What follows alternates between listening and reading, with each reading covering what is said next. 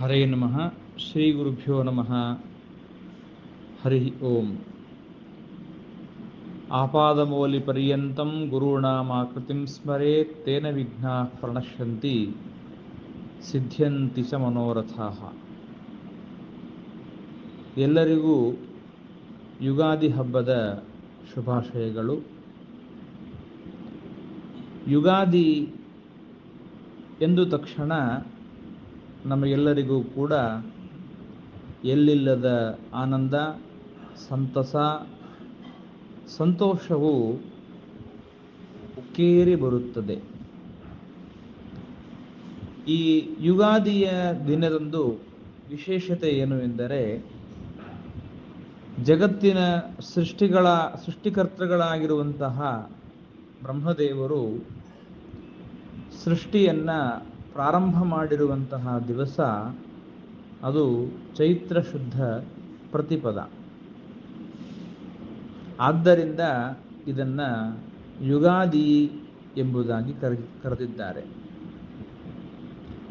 ಮತ್ತು ಯುಗ ಎನ್ನುವ ಶಬ್ದಕ್ಕೆ ಎರಡು ಒಂದರ್ಥ. ಚೈತ್ರ ವೈಶಾಖ ಅದು ಎರಡು ಸೇರಿದಾಗ ಒಂದು ಋತು ಆಗುತ್ತದೆ. ಹೀಗಾಗಿ ಚೈತ್ರ ವೈಶಾಖಗಳ ಎರಡರ ಗುಂಪಿಗೆ ಇದು ಆದಿಯಾಗಿದೆ. ಆದ್ದರಿಂದಾಗಿ ಇದನ್ನ ಯುಗಾದಿ ಎಂಬುದಾಗಿ ಕರೆಯುತ್ತಾರೆ. ಮತ್ತು ಸುಖ ಹಾಗೂ ದುಃಖ ಇದು ಕೂಡ ಎರಡು. ಈ ಸುಖ ಹಾಗೂ ದುಃಖಕ್ಕೆ ಯುಗಾದಿಯು ಆದಿಯಾಗಿದೆ. ಆ ದೃಷ್ಟಿಯಿಂದಲೇ ಯುಗಾದಿಯ ದಿವಸ ಎಲ್ಲರೂ ಬೇವು ಹಾಗೂ ಬೆಲ್ಲವನ್ನು ಭಕ್ಷಣೆ ಮಾಡಬೇಕು.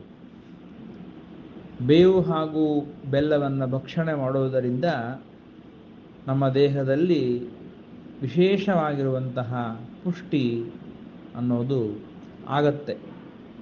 ಮತ್ತು ವರ್ಷವಿಡೀ ಬರುವಂತಹ ಬೇವಿನಂತೆ ಇರುವ ದುಃಖವನ್ನು, ಬೆಲ್ಲದಂತೆ ಇರುವ ಸುಖವನ್ನು ನಾವು ಅನುಭವಿಸುತ್ತೇವೆ ಎನ್ನುವುದರ ಸೂಚನೆಗಾಗಿಯೂ ಕೂಡ ಇದು ಯುಗಾದಿಯಾಗಿದೆ.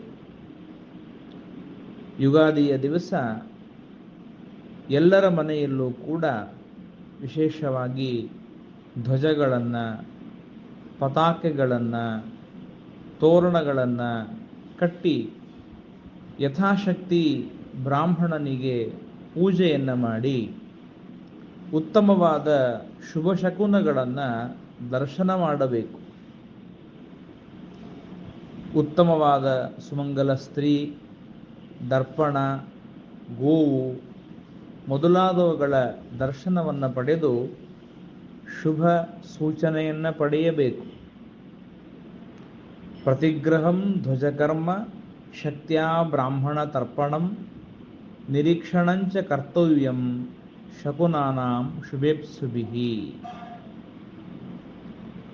ಮತ್ತು ಸಮಗ್ರವಾಗಿರುವಂತಹ ವರ್ಷವಿಡೀ ಆಗುವ ಎಲ್ಲ ಕಾರ್ಯಕ್ರಮಗಳ ಶ್ರವಣವನ್ನು ಮಾಡಬೇಕು. ಶಕವತ್ಸರ ಭೂಪ ಮಂತ್ರಿಣಾಂ ರಸಧಾನ್ಯೇಶ್ವರ ಮೇಘಪತೀನಾಂ ಶೃಣುಯಾತ್ ಪಠನಾಚ್ಚ ವೈನೃಣಾಂ ಶುಭತಾಂ ಯಾತಿ ಅಶುಭಂ ಸಹ ಕ್ರಿಯಾಃ. ಯುಗಾದಿಯ ದಿವಸ ಇದು ಯಾವ ಶಕೆ ನಡೀತಾ ಇದೆ, ವತ್ಸರ ಯಾವುದು, ಯಾವ ಸಂವತ್ಸರ, ಇದಕ್ಕೆ ಯಾರು ಮಂತ್ರಿಗಳು, ಯಾರು ಅಧಿಪತಿ, ಯಾರು ಪೂರ್ವ ಸಸ್ಯಾಧಿಪತಿಗಳು, ಯಾರು ರಸಾಧಿಪತಿಗಳು, ಯಾರು ಧಾನ್ಯಕ್ಕೆ ಅಧಿಪತಿಗಳು, ಯಾರು ಮೇಘಪತಿಗಳು, ಯಾರು ಅವರವರ ಫಲವೇನು, ಅದನ್ನೆಲ್ಲವನ್ನು ಕೂಡ ಶ್ರವಣ ಮಾಡುವುದರಿಂದ ಮತ್ತು ಪಠಣ ಮಾಡುವುದರಿಂದ ಎಲ್ಲ ಮನುಷ್ಯರಿಗೆ ಅತ್ಯಂತ ಶುಭವಾಗುತ್ತದೆ ಮತ್ತು ಅಶುಭವೆಲ್ಲವೂ ಕೂಡ ಪರಿಹಾರವಾಗ್ತದೆ. ಆದ್ದರಿಂದ ಯುಗಾದಿಯ ದಿವಸ ನಾವೆಲ್ಲರೂ ಕೂಡ ಶುಭವನ್ನು ಶ್ರವಣ ಮಾಡೋಣ, ಅಶುಭವನ್ನು ಕಳೆದುಕೊಳ್ಳೋಣ. ಎಲ್ಲರಿಗೂ ಶುಭವಾಗಲಿ. ಶ್ರೀಕೃಷ್ಣಾರ್ಪಣಮಸ್ತು.